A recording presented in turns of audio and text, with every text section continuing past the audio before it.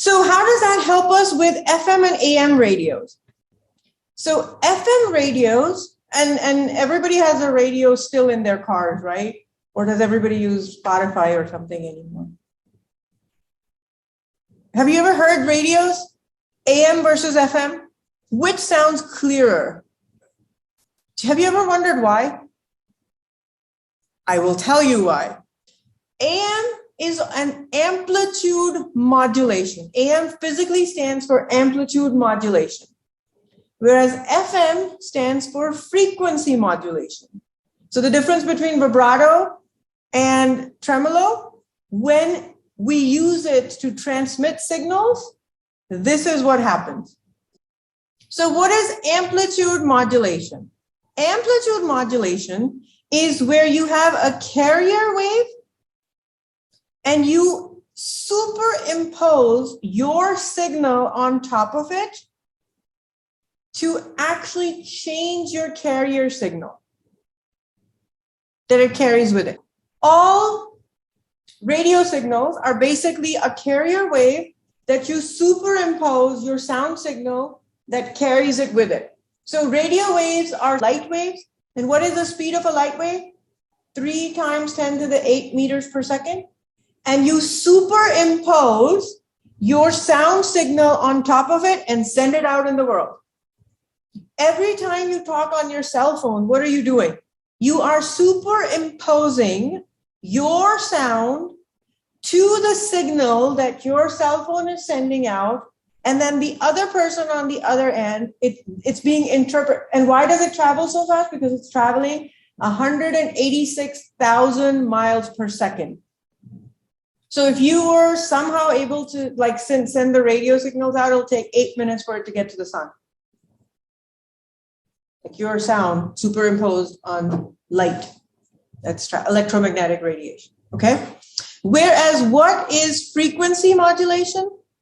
Frequency modulation is the carrier wave and the audio signal is superimposed on it as if it was a frequency change. So it's actually varying the frequency of the sound as it goes.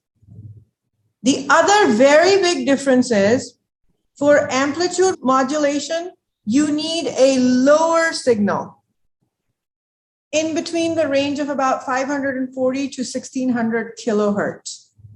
Whereas for a FM radio, the FM radios, they're like 100.1, 100.7, 100.5, very close to each other, right?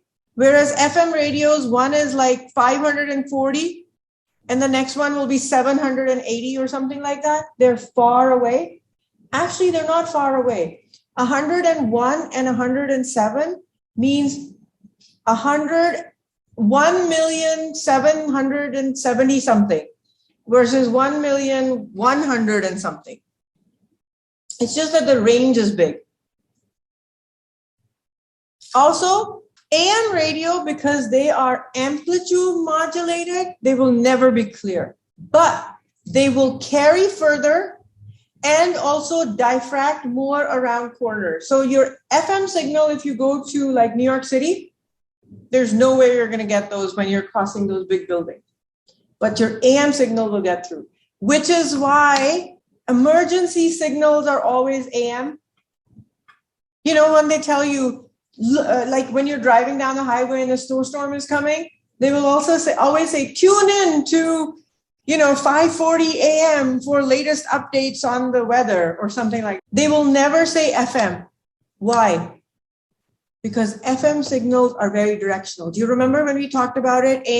When we talked about the frequency of the signals and we said high frequency, women's voices will not be heard around corners, whereas male voices will be. It's all about diffraction and the fact that the wavelength is long. This is why all emergency signals are always AM.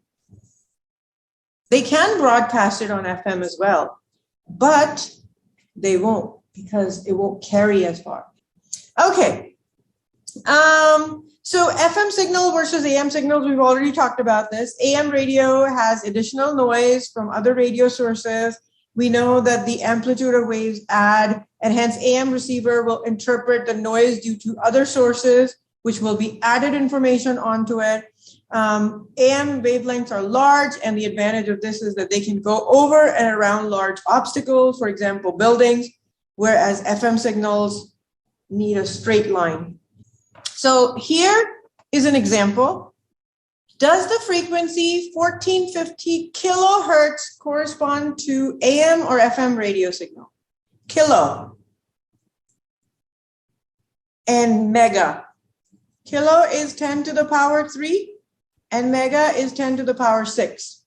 So AM radio has lower frequency.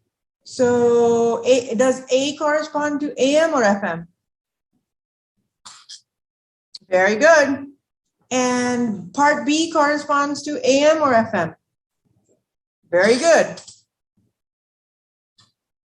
And if we were to calculate, so I'm doing part C now, calculate the wavelength of a 450 kilohertz radio signal and a 1000.1 megahertz radio signal. Hint, the speed of light is 3 times 10 to the 8 meters per second. So a radio signal, remember the carrier waves are radio waves. So all radio waves, microwaves, gamma rays, X-rays, all kinds of electromagnetic radiations will always travel at 3 times 10 to the 8 meters per second, no matter what other kind of radiation they're talking about. Okay, so how do we do part C?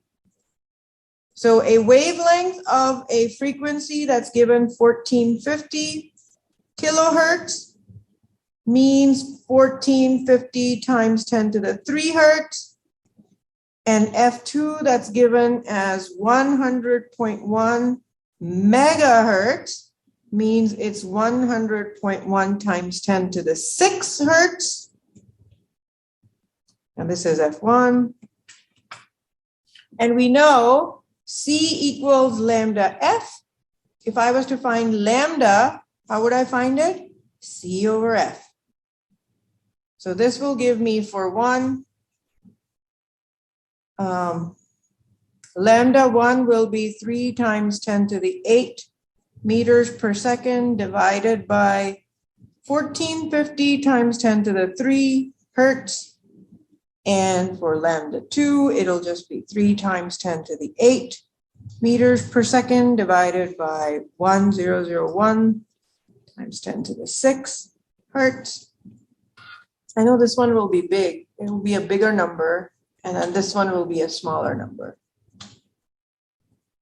Lambda 1 will be big because it's AM radio.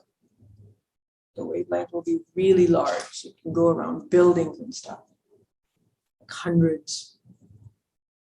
Do you have an answer? Yeah, the first one is around 207. Aha, yay! 207. The second one's around 3. 3. Do you see the difference?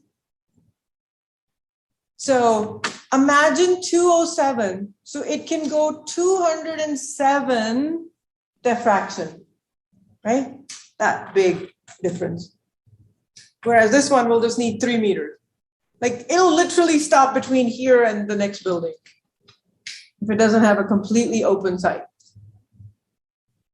Get it? That's why FM signals, yes, they are very clear, but they need very clear sites. And they need a lot more boosters than AM signal. So your cell phones, right? Imagine how many boosters the companies need to install for you to have clear bars, right? That's what they're called.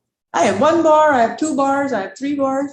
All the bars mean is how much signal you're receiving from the particular boosters.